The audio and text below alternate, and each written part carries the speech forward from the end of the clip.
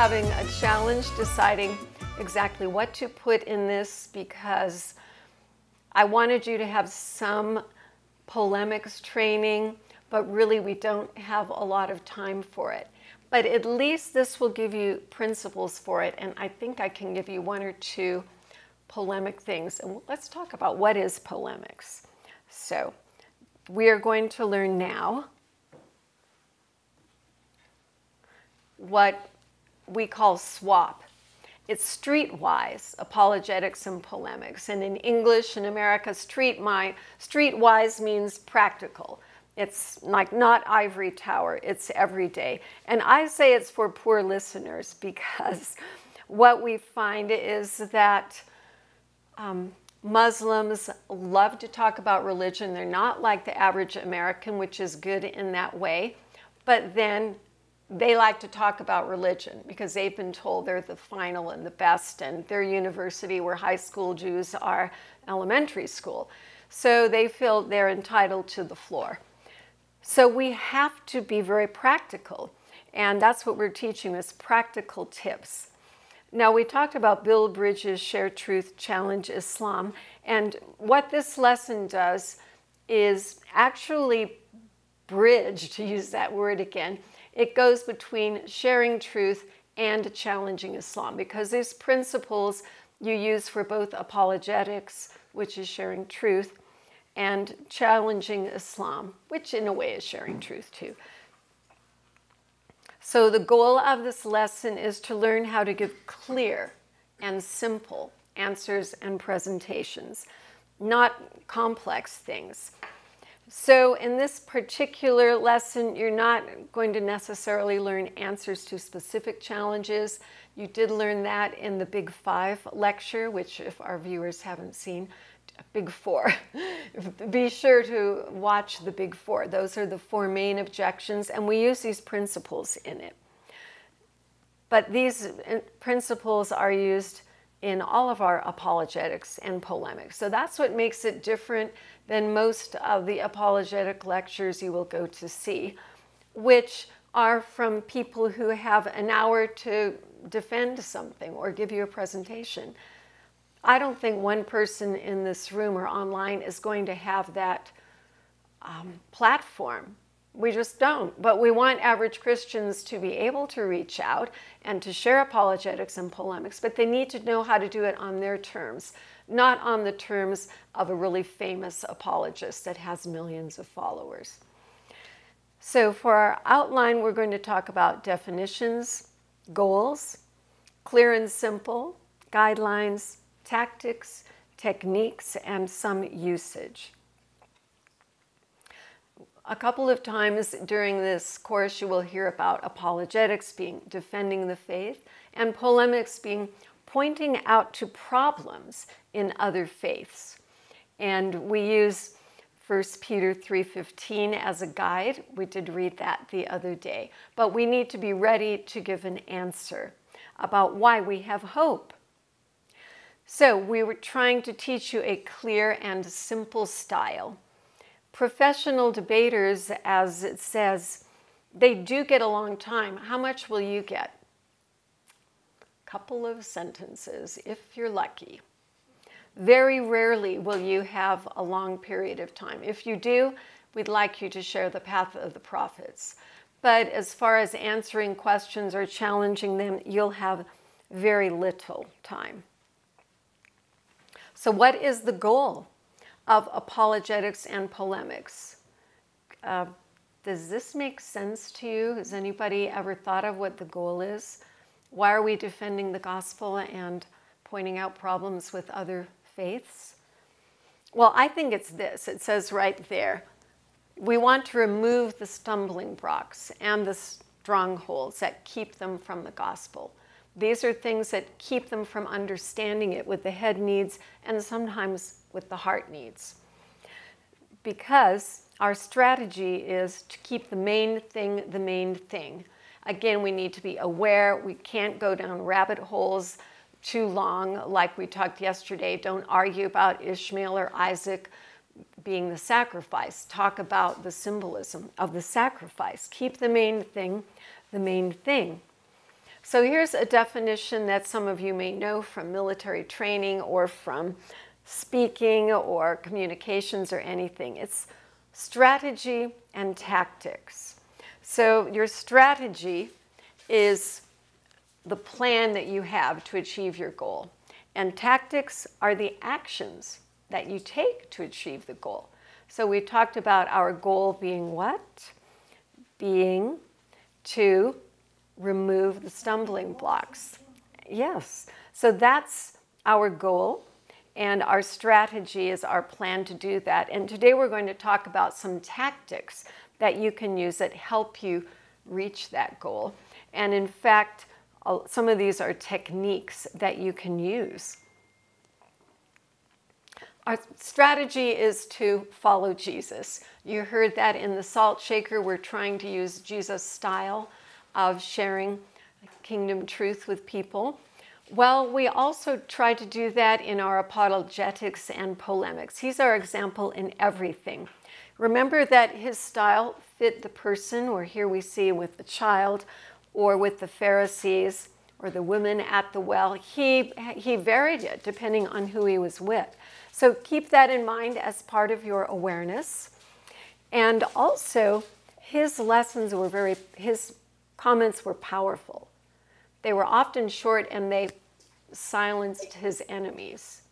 And I'm not saying you'll always be able to do that, but a lot of times the answers that we share with you that we have found, they just don't know what to say. So we'd like you to be able to do that. Also, often Jesus' answers were short.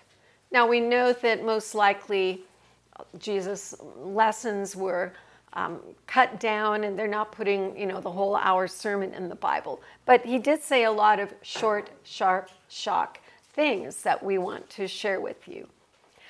So here are guidelines for discussion that we give you as part of the strategy. Consider the place and person. Some of these you know just from bridging. Identify with them. Speak in love. Give credit for the good things they did or know. Use the best challenges. Don't use weak challenges. We've got so many good ones. You don't want to use ones that take 2 or 3 pages to explain and they can argue with. And over time, you do learn things that they have a good response to that you can go rabbit hole on. So we encourage you to use the strong, easy ones. Expect counterattacks. They're not going to take it lightly, even if they do end up agreeing with you. And be humble enough to admit if they have a good argument, you don't need to be threatened by that. Well, that's a good point. You can say that. It doesn't mean that the weight of evidence favors them. And also admit Christians have problems. Yes. And you've got a bullet item that says recognize the impact of Muslim sects. Yes. Yeah, we talked a little bit about that yesterday, but yes. Remember the a little bit different worldview of the Sunni and Shia. And so the way you're going to talk to them sometimes relates to that, because remember the Shia will accept intercessors, Sunnis won't. And also Shia tend to be more sexually open. So we'll talk about some more examples later of that. So it does help if you know the person you're speaking to, if they're Sufi or Sunni or Shia or Alevi or whatever sect. So try to find that out early on.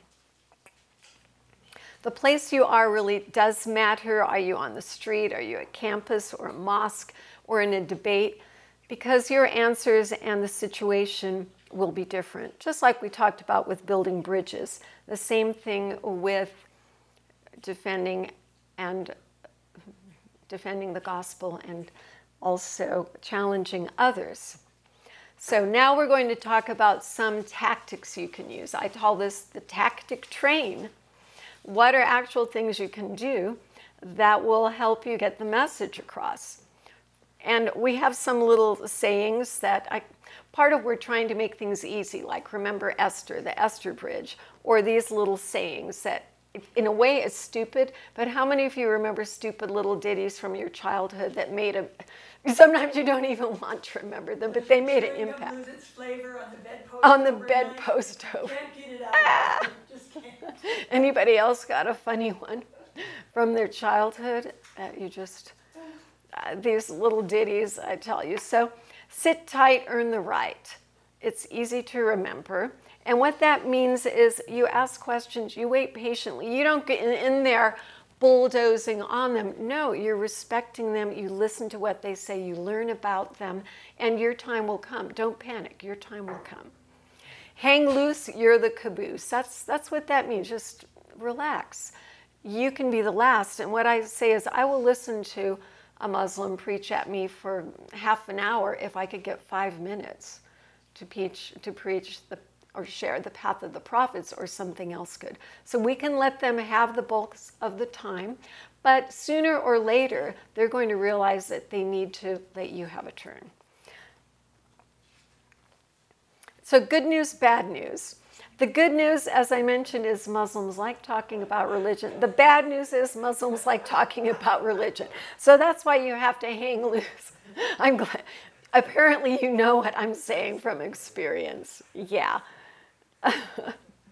So after you've waited, the next thing you have to do, tactic 3, is choose your battles from amongst the rattles. And you heard Brother E yesterday. When we used to go to Muslim events in the mosque or like their seminaries, their institutes, all of that, they would say so many things that he had trouble sitting. He was like, oh, you know, he was new in America, and in Palestine he couldn't share the truth. He was so excited, and just everything he wanted to answer. And we had to learn, yeah, take your time, sit back, and choose your battles from amongst the rattles. Usually you can't answer everything. And we're not really covering the online training in this Level 1 course, but this happens online. You will get this grocery list of complaints. And if any of you are doing online work, when they're giving you that many, they don't even want to listen. So try to pick a couple. And that's what we're asking you to do. You will hear a lot that's untrue. So choose and pray. You know, a lot of this time you're just like walking in prayer. You're not always even just saying a prayer, but it's, Lord, you know, guide me. What do I respond to? So we like, as we mentioned from 2 Corinthians 4, 2, and 3, our tactic is to set forth the truth plainly. We don't use deception. It's not acceptable to convert. Now, in Islam, it's the other way around. It is acceptable for them to twist things. And I could show you many quotes and examples of it. It is okay to deceive. Why? Because Allah is the best deceiver, and the most important thing is to bring people into Islam. And you don't, especially with Americans, they don't even tell us the whole thing. They don't give us accurate translations. After you're in, you find out.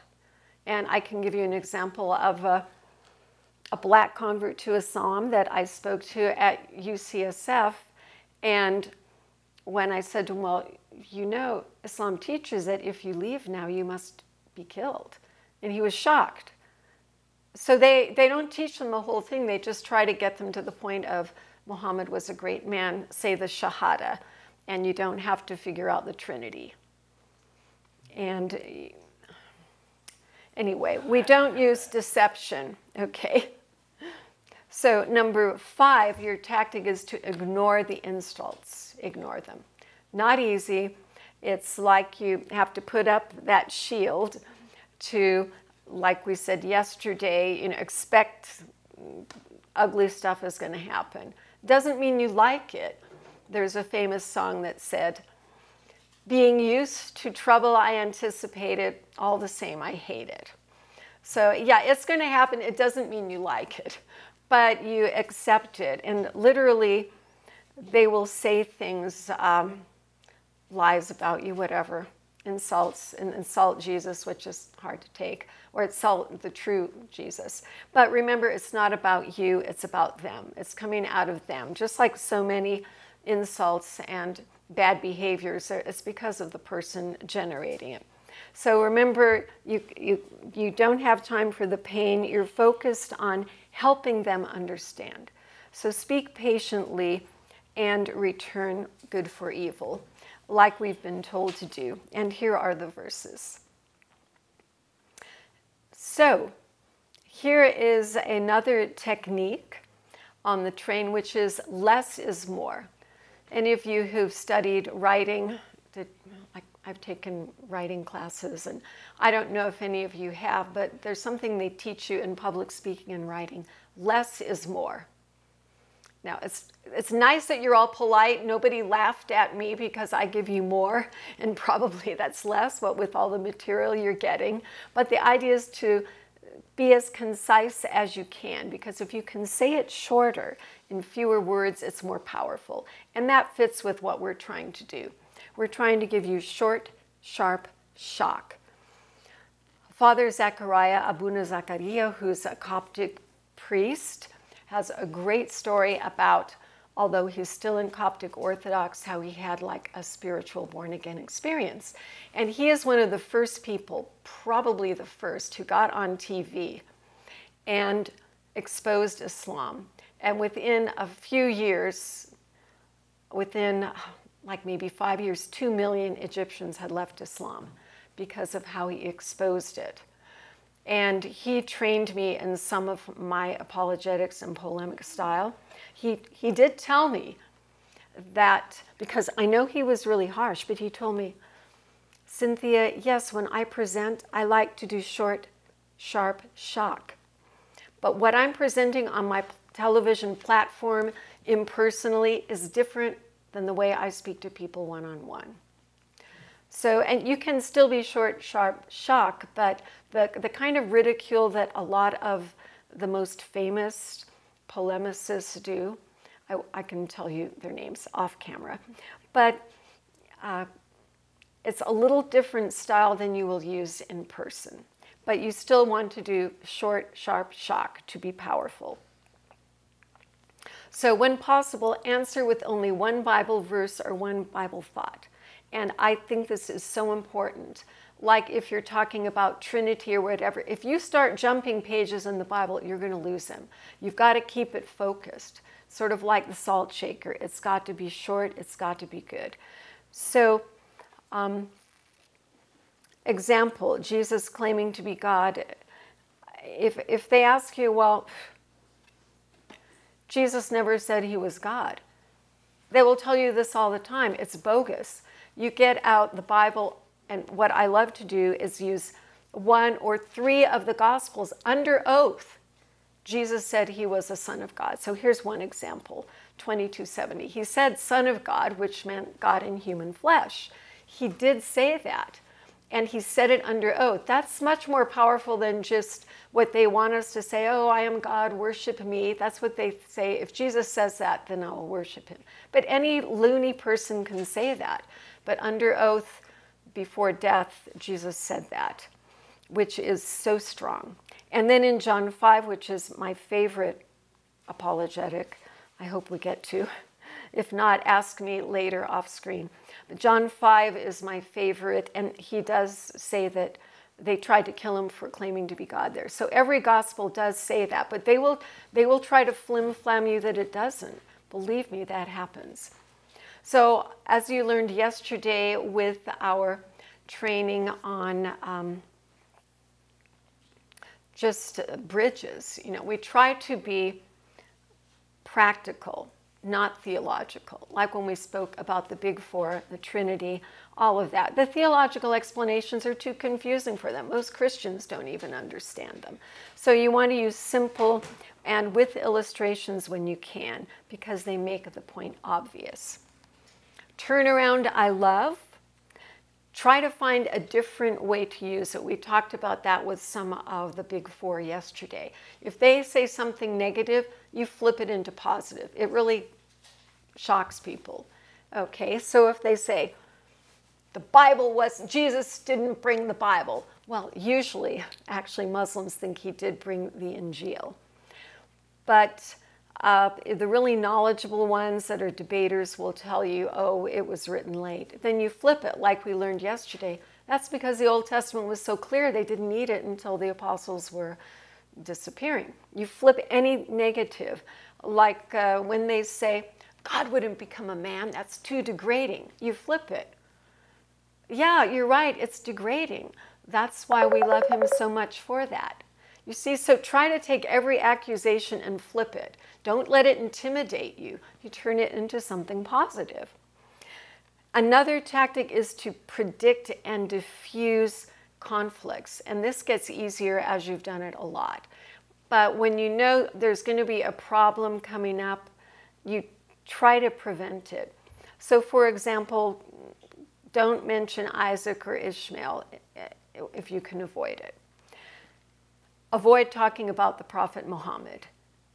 We can give you a really good answer for that if they say, why don't you follow Muhammad? But I don't bring him up. I try not to get into bad-mouthing the prophet because that's seen as really bad. When I'm at the right point and I have to expose it, yeah, the Muslims come to see it, and that's part of their being shocked and scared straight and leaving Islam. And as we said before, unless a Muslim knows that Islam is wrong, they won't leave because the cost is too great. So these things will eventually need to be dealt with, but not necessarily right now.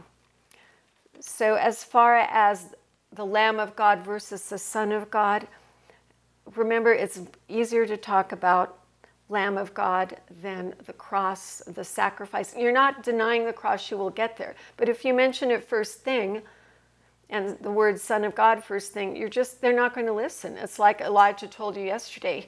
People shut him up. And he was trying to find ways to get to share the gospel that they could understand without all the blocks coming into place. Soft and sideways is one of the techniques. So when you say something, say it gently. There's a saying about speak softly and carry a big stick. Anybody remember that from American history? Well, we know that the Word of God is powerful. We know that our answers are powerful. We know they can bring up some objections, which are pretty good, but we know we have this huge weapon. So we don't need to just smash and scream it like that's the screaming is our weapon. No. So say it gently, that's softly, or sideways, which is use a different approach. Don't come at it head on in the way they're thinking. Using illustrations and stories fits with the talk you just heard about salt, the salt shaker. Use things that connect with their culture. It's like Jesus, and this can often be a softer way of saying it. So what are examples of the technique train in use?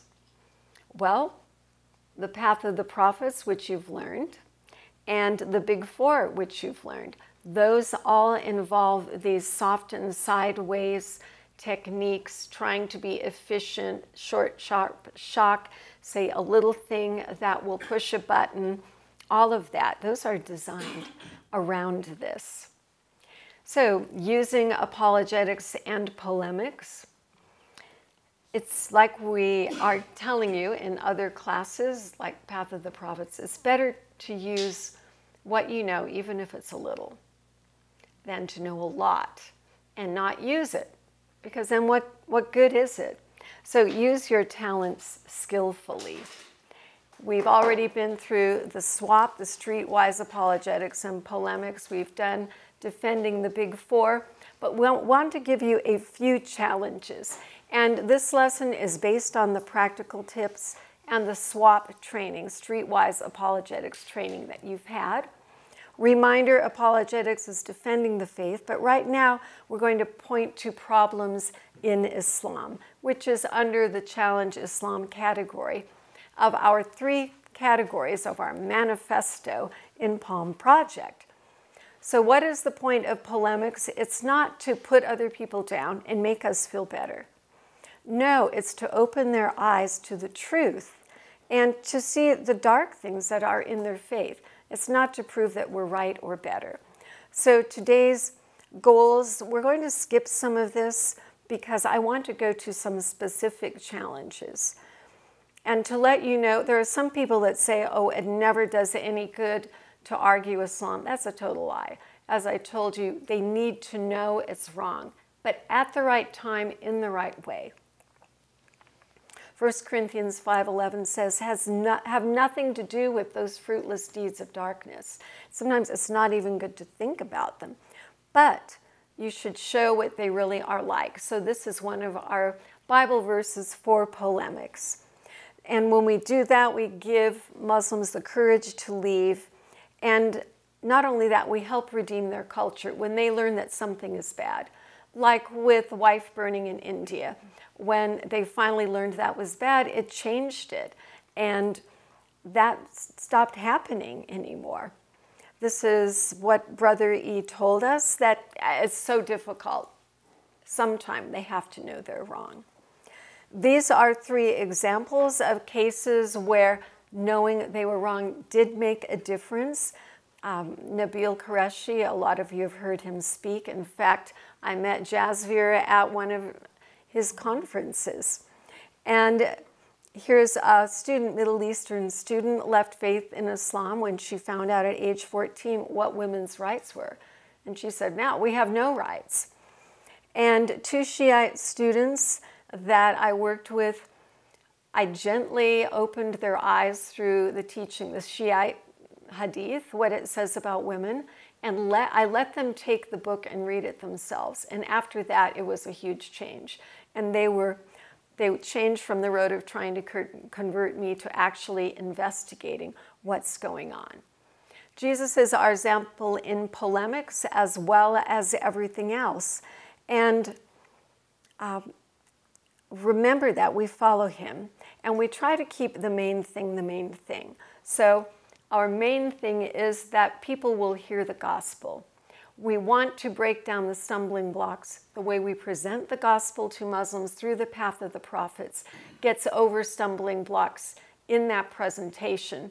But as far as tearing down Islam, unless we're at a debate setting or some other setting that's already kind of appositional, kind of confrontational, we wait until after they understand the gospel and we have a relationship with them. Jesus challenged people who challenged him. Usually, who did he say the harsh things to? The Pharisees. They were giving him a hard time. They challenged him. And so many things I will present nicely, but if they're coming after me, challenging me, I will be stronger back, because that was Jesus. Who, when, and where to challenge, especially people that are close to leaving Islam. In our message or a lesson that teaches tactics, you learn it's best to be short, sharp, and shock. So we covered this elsewhere, and since I'm just trying to give you a couple, let's go to talk about weaknesses and things that you can challenge. Muslim theology, the Quran, women's issues, and we'll talk about some challenges to that later this afternoon. Muhammad, violence, and slavery. Those are all good topics to challenge when the time is right, in the right way. So these are ones that we have used, what I say, safely and effectively. Blood sacrifice, Allah deceiving at the crucifixion, changed Quran, women's prophets and abilities, Islamic governments, and Muhammad, carefully done. When you ask questions, it helps people think, so sometimes you can present your challenges as a question. Now we're getting to a couple of actual challenges. I know that was fast, but let's look at some challenges. The one that I really like and that I encourage you, especially with someone who's converted to Islam from a Christian background, Or when Muslims are understanding or thinking that there is a relationship between Judaism, Christianity, and Islam, and when they tell you that it's the same stream of knowledge and all of those prophets taught the same thing, you challenge them by saying, well, Judaism and Christianity had blood sacrifice for sin to satisfy Allah's justice. Where is the sacrifice for sin in Islam? If it's related, if Allah's character required that, wouldn't it still require it? If that's part of his being, wouldn't that be that way? How could that change? So this is a really good challenge. Okay. Best challenge number 2 is Allah deceiving. So remember, it says in the Quran in Surah 3, verses 54 and 55, that they thought they killed him, but they killed him not. So they don't really think Jesus died on the cross, but they admit Christians think he did. So why would Allah trick his followers? And you can say to them, well, if you grew up believing that, it's easy. You don't even think about it. But if you were raised Christian or believing the God of the Bible, who doesn't trick people, who's loving, who would not lead people astray for 600 years until another prophet showed up, this is very hard. And when I put it in that,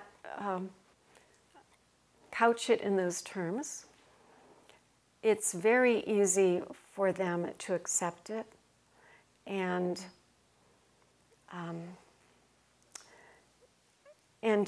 sometimes you can get them to think, yeah, you know, you're right, I haven't thought of it that way. And that's what you want them to do, is to think, yeah, I guess that is hard if you're thinking God is otherwise. So that's the second one.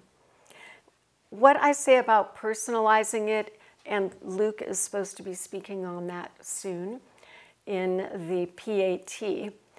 And what you should be thinking about now is, what do you think are strong apologetic or polemic reasons that you can present? And you personalize it, because when you personalize it, you're not saying so much you're wrong as saying, that doesn't convince me, or this evidence convinces me. And if you study psychology, you learn that people can argue with something you're saying is a fact. If you're saying, well, you know, there's life on Mars, they can argue with that. It's a little harder to argue with you saying, I think, or I believe, because that's coming from your personal experience. So this comes from the lesson that's coming up. But I think if you present all of these challenges, like we talked about with this challenge of, it's hard for me to believe that coming from understanding the Bible. You know, you're not so much telling them they're wrong as like, you're failing at convincing me. Do you see the difference? Okay, so the third one is about that the Quran has been changed. I don't usually do this. And one, as George will testify, one of the first things that they tell you is that the Quran has been changed. If you present the gospel to them. And here's an example of a student from the Middle East. I think it was from Saudi. He was only like 18 years old, really sweet kid. But I was at a California State University giving out Valentines, and I had some Arabic ones with the message. And I was leaving at the end of the outreach, going to my car, and he came up to me and very sweetly said, well, I'm sorry to tell you, but this is corrupt. Your Bible has been changed. We know this. So sometimes we hear it that way. Or another time I had given out some packets at a coffee shop, and a more mature, like a graduate student Muslim, came up to me and said, you need to stop spreading false information. Okay, so how do we deal with both of those? One was really sweet, nice guy. The other guy is saying this is false. The Bible has been changed. You approach it in the way they are. And so for the sweet kid who's, he's doing what he thinks is right. Imagine your teenager going off to university and trying to say something. So I didn't see it as evil at all. But I said, well, actually, the Quran has been changed. You can know there are these 3 ways that you prove it.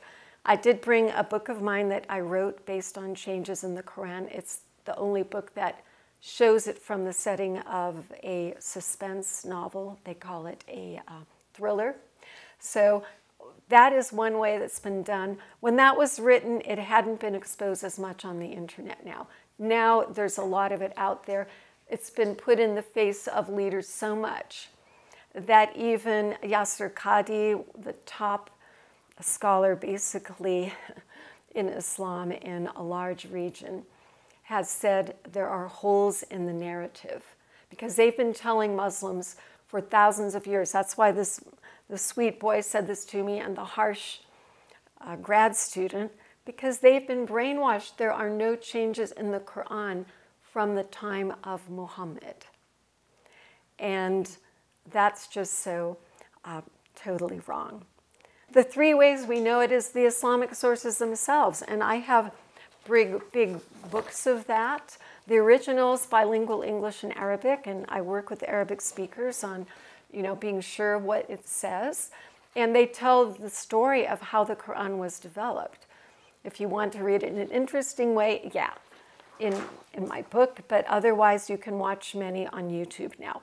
The Islamic sources tell us about the collections. Abu Bakr tried one, and finally Uthman did another, and then Uthman had burnt all the ones that didn't agree with his authorized versions, and yet still today, look number 3, we have existing Qurans that are not the same. They're about 50, maybe 53. We don't have Zoom anymore. Is that okay with you? Yeah, yes, John, I thought John told you. Yeah, we're off Zoom. Then the academic studies, Western academics started the vanguard on this, looking into what happened with the Quran. And now we have many books out there that are saying it. But still, the average Muslim is brainwashed. They've liberty digit them. 50 versions of the Quran? Yeah. I don't know if I have the picture of it here. There were 37. They exposed that in Hyde Park about 5 years ago. And since then, they found another 53. But these are ones that are published by different sects in different regions that have actually changes in some of the words. And Dan Brubaker, who's a scholar, he's published one book that has pictures in it of the changes. I also have a book from an Islamic institute out of Virginia that's called Variants of the Quran. It's an Islamic PhD work. So there are many books on it. But yeah, there are many versions. These are existing variants, but even before they were burned. So there were huge variations before, different numbers of surahs in the Qurans, many different things. Let me just check what's happening. No, we're okay. I just want to see. The next speaker isn't on until 12:30, so you might get some more polemics. Yay! So yes, the Quran has changed many ways, and I say here, learn 2 of the ways. One is the burning. I just said that Uthman, the 3rd of what they call the rightly guided caliphs, he was told, it's just disappearing from the world. People are dying, and I'm really threatened by different recitations. And so he decided to do a collection. And he chose the authorized version and burnt the others. And this is part of what makes the Shia angry. Now, the educated Shia know that this happened. They believe the surah about Ali should be the successor was burnt by Uthman because he was Sunni. And the Shia wanted it to be a relative of Muhammad, which Ali was. So this is well documented in Islamic sources, but most people don't know it. Is this one original Quran? Or the They, copy one? okay, after I was trying to make it a little brief, the story of the Quran, but Muhammad actually never said to collect it, and mostly he was telling it to be people to memorize it. But some people did write down on camel bones and palm leaves. So when they did the first collection under Abu Bakr, they collected it from camel bones, palm leaves, and the minds and hearts of people. So that's what it was recorded on. And then they did the second collection under Uthman. So the main one I want you to remember is the contradictory Qurans were burnt first. So when they were having a fit over this guy, was it Terry Jones, who burnt Qurans and caused a big scandal, about the time that my book came out, which is partly why people were afraid to advertise it because there was so much sympathy against Quran burning, that was actually something that had been done by Muslims themselves to get rid of variant versions. So just knowing, keeping in your mind fire, knowing that there were many different Qurans in the beginning, different surahs, and they were mostly burnt. And even of the ones that survived, there are differences, up to about 50. You can actually see published Qurans that I can show you during table time. Now, here's the second example, which I think is so powerful and it's so easy to remember. If you go to classes on the Quran, you'll get so much stuff, you'll be like, what do I do? So part of what I'm trying to do is take what I've learned from those classes and the studies in the Islamic institutes and make it simple and practical for you. This one, how can you forget the very first surah of the Quran? The very first surah is in challenge. It is in contradiction. And that's because Muhammad had about 4 people that he said, you can trust these guys the most for remembering the Quran. And one of them was called Ibn Masud. And in Ibn Masud's Quran, he did not have the Fatiha. Now, Sunnis, for example, will pray the Fatiha about 5 times a day. Fatiha means opening. And in that, it's a prayer. Do I have the words here? No. Okay, but it's a prayer that says, Allah, lead us in the right way, not the way of those who have gone astray or earned your judgment, which means they're praying, don't lead us like the Christians and Jews, because those are that category. So they pray that multiple times a day. They all have it memorized. They know it. And if you need to give one example of a difference in the Quran, the Fatiha was not in the Quran of Ibn Masud and a few other surahs as well. Do you know why? Because people are taught that the Quran is the word of Allah to people. It's God speaking to us. But Ibn Masud said, no, this is like a liturgical prayer. Like if you look up in a prayer book of the Church of England or something, they have prayers that are, you know, they're based on the Bible, but they're not the Bible. So Ibn Masud said, no, this is us praying to God, to Allah. Don't lead us astray. You know, you're the Lord of the Day of Judgment. I should have a slide of it with it there, but anyway, they will all know what it is. It's the first surah, the Fatiha, the opening. That was not in this. And people defended this so much, they were basically, Ibn Masud was very prominent in Persia. They were like going to death, being threatened to death, and they wouldn't give up the Quran of Ibn Masud. So, and this is something that's easy for them to look up if they don't believe you. But remember, we're not experts, and I know you're not expert. You're not going to pull yourself off as an expert. But it's easy to give those 2 examples. Hey, all of the ones were burnt except Uthman's. And the first surah of the Quran is in conflict, They're arguing over it. What's that word? Conflict, controversy, finally. It's controversial. So I call the Quran, it's Islam's glass house, you know. They love to say the Bible has changed. I gave you those two examples of the sweet one and the harsh one.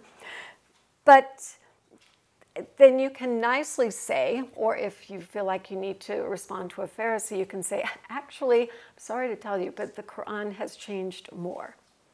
Now, I don't say something stupid like there's not been one word different in the New Testament or the Old Testament since the times. Like, no, we know there are some variants, but on the whole, they're unchanged, especially compared to the Quran. Yes? Yeah, I was just wondering about that.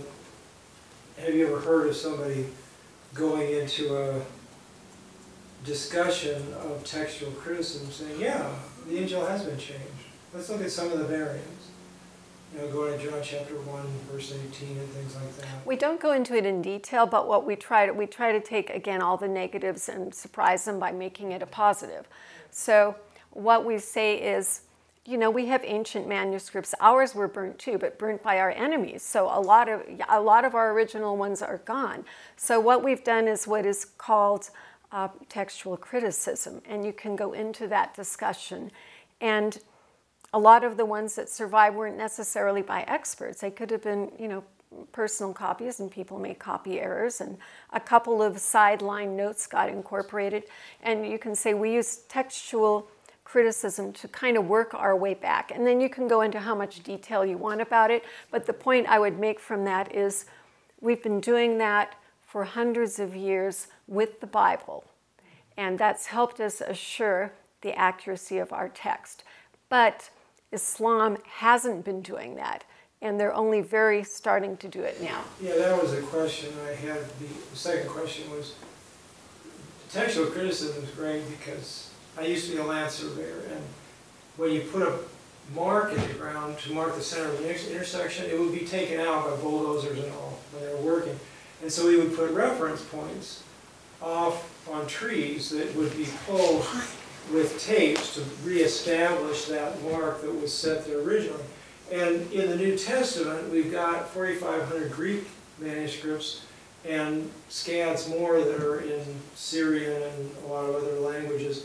And they wonderfully become these reference points for the autograph of the New Testament.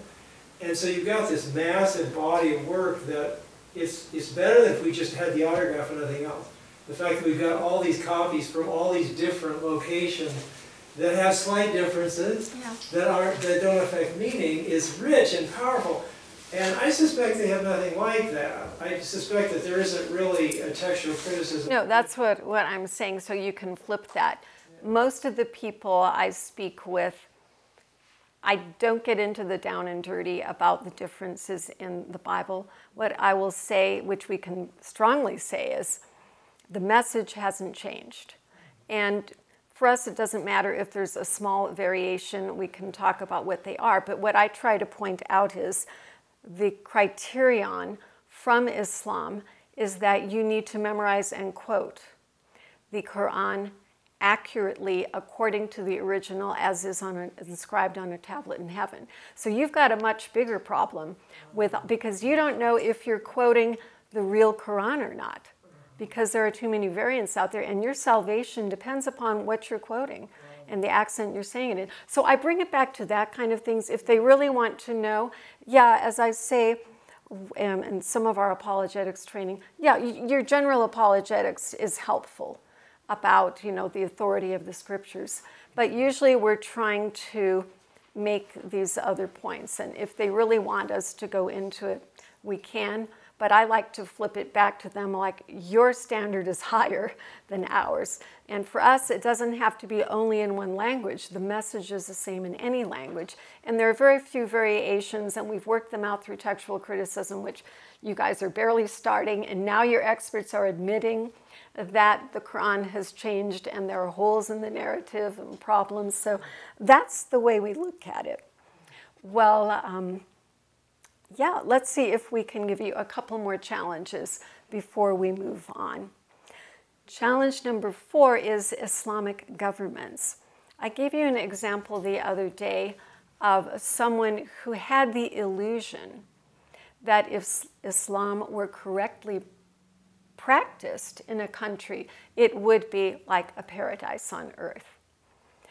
So they are thinking, some of them, especially Iranian bloods, that it would be like the Shah of Iran or some other kind of Western country that would practice Islam. And for example, I was in a mosque in Dearborn, some of you are going there soon, where one of the imams told us, America is the best place in the world to practice Islam. You know, and to us that are from a Christian background, we're like, oh, that's because it's based on Christian teachings. So we have to show them at some point what Islamic countries are like that are run by it. Now, this might not be something that works with everybody, but if you get the feeling that they're idealizing it, and now working with the Afghans, you know, okay, why did you leave Afghanistan? What is the true Islam? And you have to get into the right situation to challenge that. But it's important to let them know, no, that would not fix your country. Now, challenge number 5 is a big category. We're going to talk, I think our last lecture today will be on women in Islam. But women's issues are a really good place to challenge. And as I mentioned, Nabeel Qureshi leaving Islam partly because of the exposure. It partly was because of women's issues, even though he was a man, because he very much loved his mother and sister. And when David Wood challenged him as a roommate on what the Quran actually says about making women sex slaves, Nabeel was from a sort of a minor, a smaller group that can't, Ishmaeli.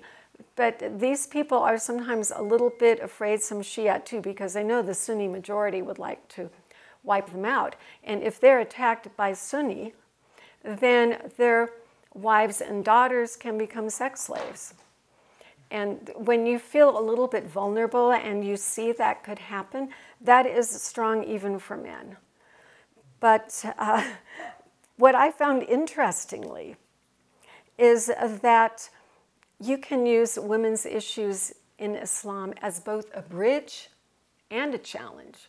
So sometimes it's almost ironic, but on campuses and other places and organizations, women are actually leaders in promoting Islam to America. There is a hadith that says the key to paradise are at the feet of the mother, which I think is especially cruel because that means women have to indoctrinate their children into this religion that subjugates them. But if women are out promoting Islam and I'm talking to them, I can bridge with them on women's issues. And some of the things women in the West and Christian women have faced can be a little similar to them. One of the things I tell them is, as a Christian, I really want to know everything that the Bible says about women so that I can be sure that we're treated fairly. And I recommend that you, as a Muslim woman, really look into everything that the Quran and the Hadith say about women, because there are the men or the leaders making the fatwas, and you want to know what basis are they making it on. Now, when I encourage them to do that, I'm encouraging them to expose Islam to themselves. And I have told you about these 2 young women that once they did look into it, actually started to leave Islam because it was harsh. This other point down here is that to try to be gentle when you expose it, especially to women. I do not do this usually the first time I meet a woman, and I certainly don't challenge them on their attire. I mean, yeah, people look at the outward appearance like we talked about yesterday for Samuel 16:7. The Lord looks on the heart. So we want to look on the heart, and I'm never telling them, why are you wearing a hijab? Take that off. No, no, no. I know some people do that, but when they feel like they want to do it, that's the time to do it. And some women even become Christians and don't do it. So there are many potential challenges on women's issues. They're decreased rights that are legislated in Islam. Women in the Western world have had times when they couldn't vote, they couldn't own property. That wasn't legislated in the Bible. That was imposed by, basically by men. But for them, it's a problem because it is imposed in their holy documents. We know that these women have increased abuses, some of which you'll hear about a little bit later in our Women's Issues lecture. At Heaven versus Paradise, whoa, that's a different life. You'll hear about that later. And things like your testimony is only worth half of a man's. There can be pornography. The Quran authorizes them beating you. Children can be married, their temporary marriage, prostitution, divorce, and no women prophets. These are all big issues, at least to women in Islam, and to men who are thinking, it should be to them also. So I'm going to mention women prophets here. We do have posted a video online where George and I both speak about women prophets.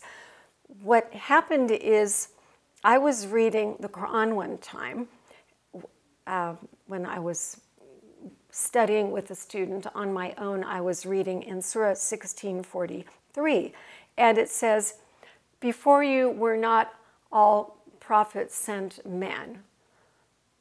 And I thought, am I reading this right? Is there a translation issue? So I looked it up in the Arabic. I'm very limited Arabic, but I could see that it did say rajul, men. So I called a student of mine, actually one that's now a Christian, and I said, am I reading this right? Does it really say there are no women prophets? And she said, yes, that's right. All of the prophets were men. And I'm like, whoa. Well, the Jews and the Christians have women prophets. Deborah was one of the top 10 names for about 30 years in America, from something like 35 to 55. Very popular name. Are we saying this woman didn't exist? She was a leader, she was a prophet, and there are many others mentioned in the Old and New Testament. And yet, that same Quranic verse, is there irony in this or what? The same verse that says there are only men prophets says, ask the Christians if you're not sure. What? Please ask us. Do ask us. We'll tell you, no, we have them. The Quran is wrong. And what I like about this polemic is it's showing that the Quran is wrong. It's showing in an easy way, because of all the women named Deborah, one of whom is on our board of directors, and other volunteers we have named Deborah, I tell them, use your name with Muslims all the time. You know, you're saying I'm named after somebody who didn't exist. And Deborah was a military leader, a judge, and a prophetess. So, you know, yeah, obey, ask us. And just a couple minutes before we go to our next talk, challenge Muhammad. And that you can do with caution, because most Muslims will defend Muhammad more than they defend God or Allah. Because this is why they used to call Islam, during what they call the Orientalist time, when Westerners were finding out about Islam, they used to call it Mohammedans. You heard this? Yeah, that Muslims were Mohammedans because of the way they seemed to honor Muhammad more than God. So what are the ways to deal with Muhammad? I usually don't bring him up unless we're very advanced in our pre-discipleship. What I will often do is divert to Jesus. I'm going to ask you, since we don't have time, please read John 5. In that, Jesus is being accused of claiming to be God, and he gives his 3 proofs. And those 3 proofs are the best. You can use it with any group, especially with a cult. So we try to be gentle, but we divert. And yet, when they say, why don't you accept Muhammad? I will I'm not sure there's one time that I've said because he's a pedophile, rapist, polygamist, and go through all his sins.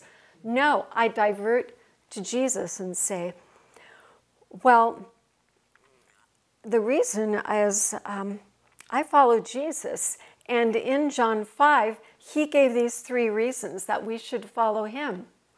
Because he was confirmed by a living prophet, and I love this, all 3 of these reasons are in the Quran. Yahya, John the Baptist, confirmed that he was the Lamb of God, the Savior of the world. Number 2, he did outstanding miracles. The Quran says Jesus did miracles. He created things. And then number 3 was fulfilled prophecies, of which, depending on which group you're following, there may be 10 or 100, but there are many prophecies about Jesus. And if it's a gentle setting, I will leave it at that. If it's somebody who's, why don't you follow Muhammad? We accept Jesus. And I mean, we get people like that. We get all the different versions. And if they're mean to me, I will say it back. A living prophet affirmed him, John the Baptist. No living prophet affirmed Muhammad. Jesus did miracles. What miracles did Muhammad do? You know that probably he did none, and there are 1 or 2 controversial ones. Number 3, fulfilled prophecies. I've read the prophecies that you claim about Muhammad. They're about something totally different. I've been studying them since I was a kid. Nobody guessed they were referring to him.